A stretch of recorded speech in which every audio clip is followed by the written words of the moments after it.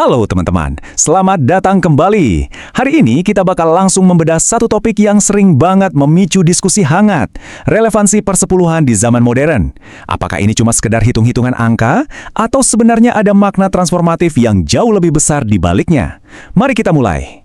Pernah nggak sih kepikiran atau mungkin tanpa sadar kita merasa nyaman dengan pemikiran kayak gini? Kalau kita udah bayar persepuluhan yang 10% itu, utang kita ke Tuhan otomatis lunas.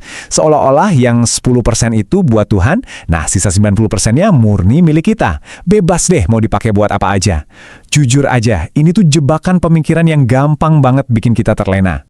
Di pembahasan kita kali ini alurnya gampang kok. Kita akan mulai dari membongkar apa itu jebakan 10%, terus kita masuk ke konsep soma yang ternyata lebih dari sekedar urusan uang. Setelah itu kita melihat logika kasih karunia, posisi persepuluhan sebagai titik awal, dan puncaknya, apa artinya secara praktis menyerahkan seluruh hidup kita.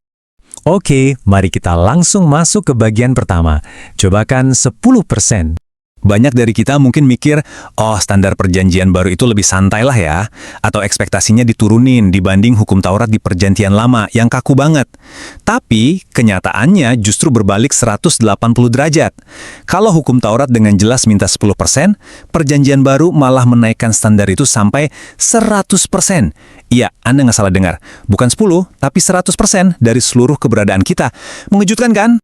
Nah, fakta ini membawa kita ke bagian kedua, konsep soma, yang membuktikan kalau ini jauh lebih dari sekedar soal uang. Coba kita ingat-ingat lagi, Roma 12 ayat 1. Di situ ada teguran yang sangat tajam yang berbunyi, supaya kamu mempersembahkan tubuhmu sebagai persembahan yang hidup. Nah, hal yang paling menarik di sini adalah penggunaan kata tubuh. Kalau dibaca sekilas saja, rasanya ini cuma ngomongin pengorbanan fisik secara harfiah, betul nggak? Tapi tunggu dulu, mari kita gali bahasa Yunani aslinya. Kata yang dipakai buat tubuh di teks itu adalah soma, bukan sarx. Sarx itu artinya daging fisik, tapi soma, wow, cakupannya jauh lebih luas. Soma itu mewakili seluruh eksistensi Anda. Pikiran, kehendak, emosi, karir, waktu, talenta, dan pastinya dompet Anda. Karena mari kita jujur, melepaskan uang seringkali jadi hal terakhir yang paling berat buat kita lakuin, ya kan? Jadi, pemahaman ini benar-benar mengubah cara kita memandang ibadah secara radikal. Kita bergeser dari yang awalnya mikir cuma sekedar store 10% penghasilan menjadi penata layanan 100%. Ini bukan lagi cuma soal ngasih materi, tapi nyerahin waktu, talenta, dan pengaruh Anda juga. Ibadah itu bukan cuma sebatas apa yang Anda masukin ke kantong persembahan pas ibadah hari Minggu, melainkan gimana kehidupan sehari-hari kita terus-menerus memuliakan Tuhan.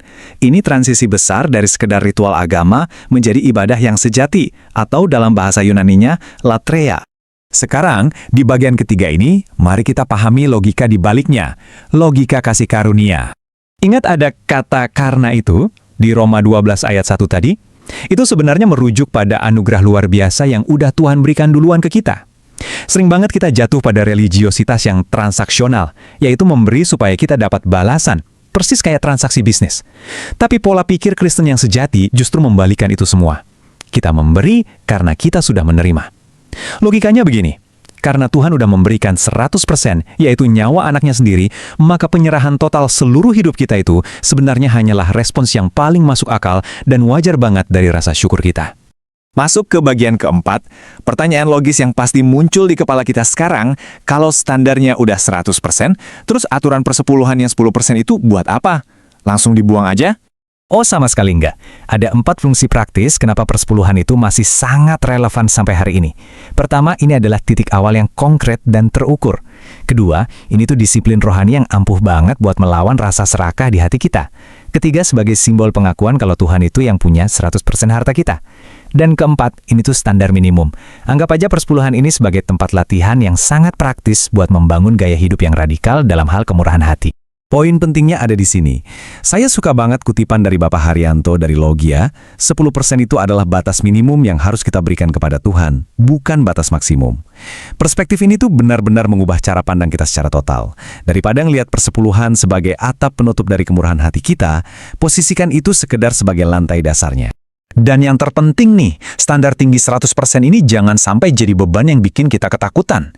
Seperti yang dicatat di 2 Korintus 9 ayat 7, pemberian itu harus dilakukan sesuai keputusan hati kita, tanpa paksaan dan tanpa rasa sedih, karena Tuhan mengasihi orang yang memberi dengan sukacita. Ini semua tentang kebebasan, respons cinta kita, dan kegembiraan, bukan soal ketakutan karena aturan yang kaku. Dan akhirnya kita tiba di bagian kelima, praktek nyata dari menyerahkan seluruh hidup Anda. Konsep penyerahan diri ini bisa kita lihat jelas dalam sejarah. Masih ingat cerita janda miskin di Injil Markus? Secara nominal uang, yang dia kasih itu kecil banget, tapi Yesus memujinya luar biasa, karena itu adalah 100% dari apa yang dia punya. Terus coba bandingkan sama jemaat Makedonia. Mereka hidup dalam kemiskinan ekstrim, tapi bisa memberi melampaui kemampuan mereka. Kenapa bisa begitu? Karena teksnya bilang, mereka menyerahkan diri mereka sendiri kepada Tuhan terlebih dahulu. Ini membuktikan kalau yang dihargai Tuhan itu bukan kalkulasi matematikanya, melainkan totalitas rasa percaya dan pengorbanan diri kita. Terus, gimana dong cara kita mempraktikkan ini di hidup kita sehari-hari? Coba deh lakuin audit personal ini. Pertama, bikin semacam inventaris penata layanan. Daftar dan tuliskan bukan cuma uang, tapi waktu dan talenta Anda juga.